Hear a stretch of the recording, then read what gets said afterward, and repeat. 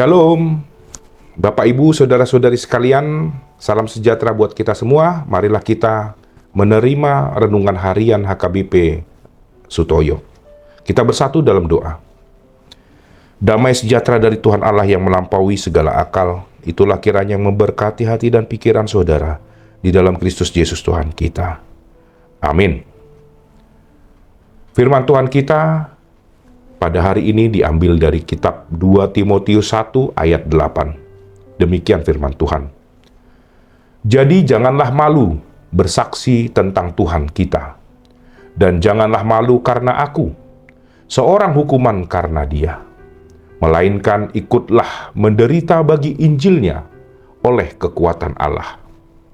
Dalam bahasa Batak dikatakan, onpe unako maila, maka tidak kot tuhatai. Jala unang hai laon au, natar hurung humokop ibana. Dot maho tahe, makop-kop barita nauli, sian hagugon ni debata. Saudara-saudari yang terkasih dalam Yesus Kristus, seorang anak bersuara indah yang berlatih keras karena dia akan mengikuti lomba bernyanyi. Saat waktu lomba tiba dan gilirannya untuk bernyanyi, dia berdiri di tengah panggung dan menyaksikan begitu banyak mata yang menatapnya. Dia merasa sangat malu, karena selama ini yang melihatnya hanya gurunya dan 2 orang tuanya saja. Akhirnya ketika musik dilantunkan, suaranya yang indah sama sekali tidak bisa keluar. Dia hanya terdiam terpaku di tengah-tengah panggung, sampai juri terpaksa memintanya untuk keluar, karena waktu sudah habis. Saudara-saudari yang terkasih dalam Yesus Kristus, demikianlah rasa malu dapat menghambat potensi atau kemampuan yang baik dalam diri seseorang. Itu sebabnya setiap orang tua selalu berusaha mencoba agar anak-anaknya memiliki rasa percaya diri, sehingga dapat menampilkan segala kebaikannya tanpa merasa malu. Hal ini pula yang hendak ditekankan Rasul Paulus kepada anak rohaninya, Timotius. Surat 2 Timotius adalah surat terakhir Paulus yang bernuansa sangat pribadi, penuh dorongan dan amanat perpisahan. Surat ini dibuat dalam situasi di mana kekristenan mulai dipandang berbahaya oleh Kekaisaran Roma, terutama di masa Kaisar Nero. Akibatnya banyak orang Kristen menjauh karena takut. Situasi inilah yang dihadapi Timotius, yang dikenal memiliki karakter lembut dan cenderung takut. Paulus mengetahui karakter Timotius, sehingga dia mengingatkannya kembali tentang pentingnya untuk tidak merasa malu terhadap Injil Allah dan terhadap Rasul Paulus yang sedang terpenjara akibat memberitakan Injil. Kata jangan malu yang dimaksudkan dalam firman hari ini bukan sekedar perasaan malu biasa, melainkan rasa malu yang membuat seseorang menarik diri demi keselamatan diri sendiri. Bayangkanlah jika seseorang pemimpin memiliki karakter malu yang demikian. Apa yang akan terjadi pada orang-orang yang seharusnya dipimpinnya?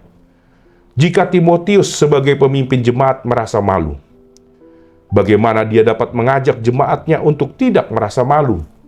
Jika Timotius merasa malu, maka segala kebaikan Allah yang harus disebarkannya akan terhambat dan berhenti pada dirinya saja. Itu sebabnya Paulus mengingatkan kembali kepada Timotius, agar dia dapat dengan percaya diri bersaksi tentang Allah. Bahkan jika harus dipenjara sekalipun, tidak perlu merasa malu, karena memberitakan Injil Allah bukanlah kejahatan ataupun aib. Saudara-saudari yang terkasih dalam Yesus Kristus, apakah kita pernah malu menyatakan yang benar dalam Injil? Firman hari ini mendorong kita untuk tidak merasa malu menyatakan kebenaran.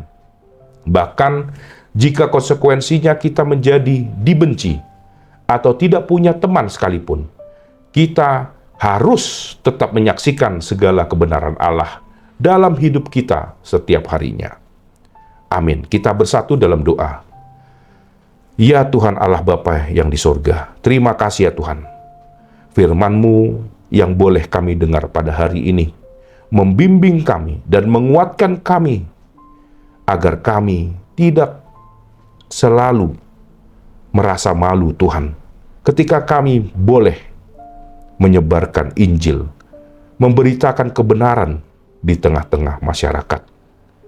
Kuatkanlah kami Tuhan, selayaknya seperti Timotius, sehingga kami menjadi pribadi yang selalu bersaksi tentang kebenaran-Mu, yang bersaksi tentang Injil-Mu Tuhan.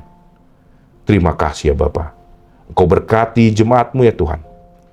Untuk aktivitas selanjutnya, Engkaulah yang menguatkan dan memberikan sukacita selalu kepada mereka. Di dalam Kristus Yesus kami berdoa dan mengucap syukur. Amin. Terima kasih telah menonton channel ini. Shalom, salam sehat. Tuhan Yesus memberkati.